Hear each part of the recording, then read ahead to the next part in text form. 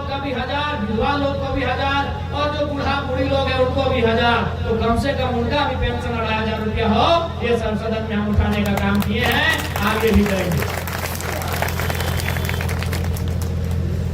और आज निसंदेह आपने जिस उम्मीद के साथ, भले हम गिरिडीह जिला से चुनाव जीत के आए हैं, हम जहां से विधायक बने हैं उस जिला का नाम है गिरिडीह, और आपके यहाँ से वो जिला कम से कम 200 किलोमीटर की दूरी में है। कोई बात नहीं, भले हम विधायक गिरिडीह से चुन के आए हैं, लेकिन समस्या हमने जादूगोड़ा का भी रखने का काम किया है। इस बात को आपको बताना चाहेंगे। झारखंड में 25 साल के झारखंड में पहली बार जादूगोड़ा के यूरेनियम खनन से प्रभावित हो रहे महिलाओं के विषय को हमने सदन में रखने का काम किया है। इसलिए आप मेरे अभिभावक, मेरे नौजवान भाइयों और मेरी माताएं, मेरी बहनें, मेरी दीदी लोग, आप निश्चित रहें, भले हम विधायक गिरिडीह जिला से चुन के आए हैं, भले हमारा घर धनबाद जिला है, लेकिन जब बात आएगी सिंहभूम की, हम जरूर आपकी आवाज बनने का काम करेंगे। इस बात में कोई कटौती नहीं होगी। इस बात को आज हम आपको कह के जाते हैं। आज देखिएगा विधानसभा में जैसे ही हमारे बोलने का टाइम आता है, देखिएगा माननीय अध्यक्ष महोदय फलाना यही बोलते हैं कि जरा मैं समय को देखिएगा। सबको मालूम है कि भाई इनको मौका मिलेगा तो फिर झारखंड में उथल पुथल हो जाएगा।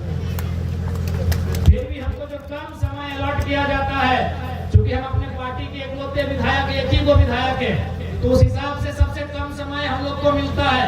उसी कम समय में हम लोग टू दी पॉइंट बात रखने का प्रयास करते हैं। और निसंदेह आज हम लोग एक से शुरुआत किए हैं, वो दिन दूर नहीं होगा जब हम लोग भी सत्ता के केंद्र में होंगे, और उस दिन आपकी शिकायतों के लिए आपको हम लगाने की आवश्यकता नहीं होगी। लेकिन इसका मतलब ये नहीं है कि अगर हम एक हैं तो आपके काम से पीछे हटेंगे। हम एक हैं तो कोई दिक्कत नहीं, 80 पे अभी भारी पड़ रहे हैं, आपकी आवाज को बुलंद करेंगे, आपको हक करेंगे।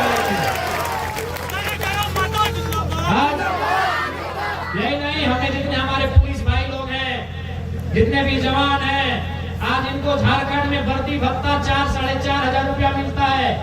इनको उचित भोजन भत्ता भी नहीं मिलता है।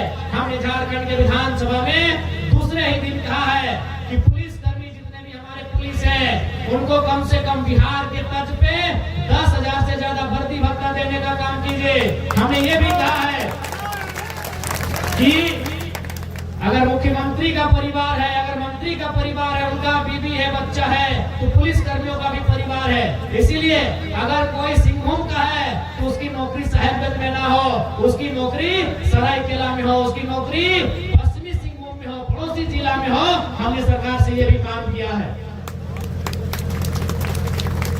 हमने सरकार से यह भी मांग किया है कि जो भी पुलिसकर्मी है या फिर जो भी सरकारी नौकरी करते हैं, आप उनको सिंहभूम वाला को गढ़वा भेज देंगे तो ठीक बात नहीं है।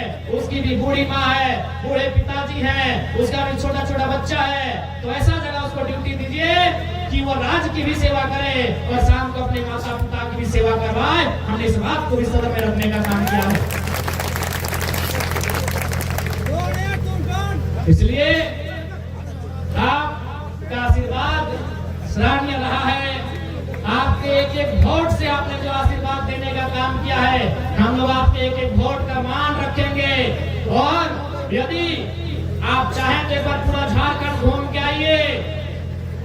पूरे झारखंड में सिर्फ आप इतना बोल दीजिए कि हमने वोट जयराम महतो को दिया है।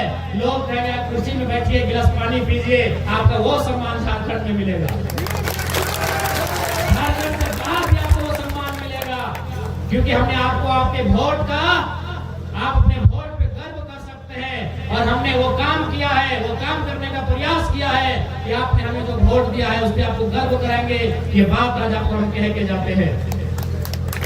अभी और आज 23 तारीख हो चुका है, 24, 25, 26, 27 और 4 दिन विधानसभा का सत्र चलेगा। इस सत्र में गैर सरकारी संकल्प 27 तारीख को बहस होगा। उसमें उस दिन हम लोग झारखंड में स्थानीय नीति और झारखंड में नियोजन नीति की मांग को पुरजोर तरीके से रखने का काम करेंगे, पुरजोर तरीके से उसमें बहस करने का काम करेंगे। आज भी आप समझ के जाते हैं। आज कितनी उम्मीदों के साथ ये राज्य बना।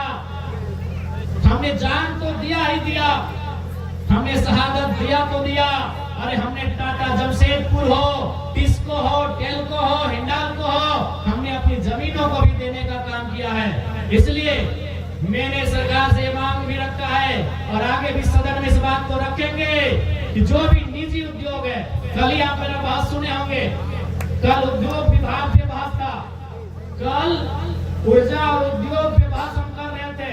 उद्योग विभाग का जो डाटा मिला है उसे सुनकर आपके पांव से जमीन खिसक जाएगी। हमारी सरकार कहती है कि हम निजी यानी जैसे टाटा जैसी कंपनियां, निजी यानी हिंडाल्को, निजी यानी जो निजी कंपनियां हैं हमारे राज्य में, उन कंपनियों में भी 75% नौकरी झारखंडी को मिलेगा। लेकिन आपको जानकर आश्चर्य होगा, सरकार को हमने एक उत्तर मांगा था और सरकार ने इस उत्तर में दिया है कि अभी उनके पास डेटा 2.5 लाख मजदूरों का है, जिनमें मात्र 53,000 झारखंडी है, यानी 21%, जो कि काफी शर्मनाक है। किस परिवार से हमारे राज्य के नौजवानों के हक को छीना जा रहा है? बताइए, सरकार कह रही है कि देंगे 75% और मिल रहा है 21%, यानी 100 में 21 को झारखंडी है और 79-80 को बिहार, बंगाल, उड़ीसा के लोग यहाँ नौकरी कर रहे हैं। बताइए क्या ये सही है?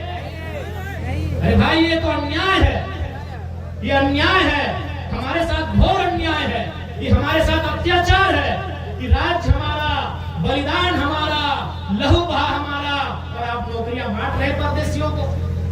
इसलिए इस राज्य की तमाम नियुक्तियां बेकार की बेकार हो जाएंगी अगर नीति नहीं बनेगी। बिना नीति की नियुक्ति बेकार हो जाएगी। इसलिए इसी सदन में हम लोग नीति बनाने पे जोरदार बात करेंगे और आशा करते हैं उस दिन झारखंड के तमाम विधायक पक्ष विपक्ष छोड़ के, सरकार का गुणगान और चरण धोने का व्यवहार छोड़ के झारखंड के मसले में समर्थन देने का काम करेंगे। हम तमाम विधायकों को अपील करेंगे। आज नीति और पॉलिसी नहीं होने के कारण आज हमारे राज्य की दुर्दशा है। 40% खनिज देने वाला झारखंड राज्य आज बेरोजगारी के दंश को झेल रहा है, आज पलायन के दंश को झेल रहा है, आज प्रवास के दंश को झेल रहा है। इसलिए आज आवश्यकता अगर इस राज्य में है तो सबसे पहले इस राज्य को नीति बना के देना होगा। जब तक आप नीति देने में सक्षम नहीं है, यह राज्य बनने या ना बनने का कोई मतलब नहीं रह जाता है। इसलिए आज तमाम कोल्हान वासियों से, बरागोड़ा विधानसभा वासियों से हम यही कहना चाहेंगे कि आपने जिस उम्मीद के साथ हमारे राजनीतिक दल को समर्थन देने का काम किया है, उस उम्मीद पे हम लोग खरा उतरने के लिए एड़ी चोटी एक करने का काम करेंगे। आज इस राज्य की दिशा और दशा बजट पे निर्भर करता है। लेकिन जब तक आप देख सकते हैं, मैंने विधानसभा के सत्र में उन्हीं बातों को रखा जो बातें आप गांव घर में चर्चा करते हैं। मैंने नेताओं की तरह भाषण नहीं दिया। विधानसभा जाके देखिए, हमारे भाषणों को सुनिए। हमने नेताओं की तरह हमने भाषण नहीं दिया, हमने वही बात को रखा है जो गांव में जनता बात करती है। हमने उन्हीं बातों को रखा है। जिस दिन स्वास्थ्य का बजट की बात हो रही थी, जब हमें बोलने का मौका मिला तो हमने क्या कहा? हमने सबसे पहले स्वास्थ्य कामना की, चूंकि जिन्होंने बजट बनाया वो खुद बीमार हो गए हैं। बजट बनाते हैं वित्त मंत्री, फाइनेंस मिनिस्टर, वो अभी बीमार है। मंच के माध्यम से भी हम उनके स्वस्थ होने की कामना करते हैं। लेकिन हमने एक बात कहा कि बताइए, जब नेता मंत्री विधायक बीमार हो जाते हैं, वह सरकारी नहीं प्राइवेट हॉस्पिटल में अपना इलाज करते हैं। यही नहीं, दिल्ली, हैदराबाद, चेन्नई चले जाते हैं और जनता को जमीन बेचना पड़ता है। तो ये विधायक की बोली नहीं है, ये गांव के गरीब नौजवान की बोली है। ये विधायक की बोली नहीं है, क्योंकि हर विधायक लोग प्राइवेट में इलाज करता है। अगर विधायक होता तो बात को बोलता ही नहीं है, क्योंकि उसको भी मालूम है हम बीमार होंगे तो हम भी प्राइवेट में इलाज कराएंगे। ये विधायक की बोली नहीं थी माताओं बहनों, ये गांव की बोली थी। बस हमने उस बात को वहां पहुंचाया। हमने कोई ऐसा बात नहीं रखा है जो विधायक जैसा बोला जाए। हमने वही बात रखा है जो जनता के बीच से आता है, चाहे वो शिक्षा का मामला हो, स्वास्थ्य का मामला हो, ऊर्जा विभाग का मामला हो, भवन का मामला हो, या कोई विषय का मामला हो, हमने आपकी बात को सदन तक पहुंचाया है। निसंदेह एक दिन तो हमें बोलने का अवसर भी नहीं दिया गया था। हमने खड़ा होकर कहा, अध्यक्ष महोदय, यदि आप नहीं चाहते कि हम नहीं बोले तो नहीं बोलेंगे, लेकिन आप ऐसा मेरा समय नहीं काट सकते हैं, क्योंकि ये प्रोटोकॉल है।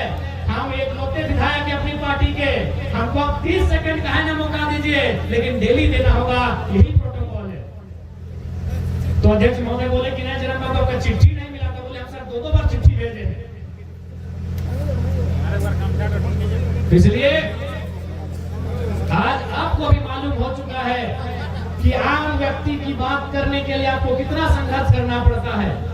आप देखिएगा सदन को आप सुने होंगे, अरे आधा घंटा वे लोग तो कोई हेमंत सोरेन की बड़ाई में और कल्पना सोरेन की बड़ाई में आधा घंटा खत्म कर देते हैं, कोई इधर मोदी की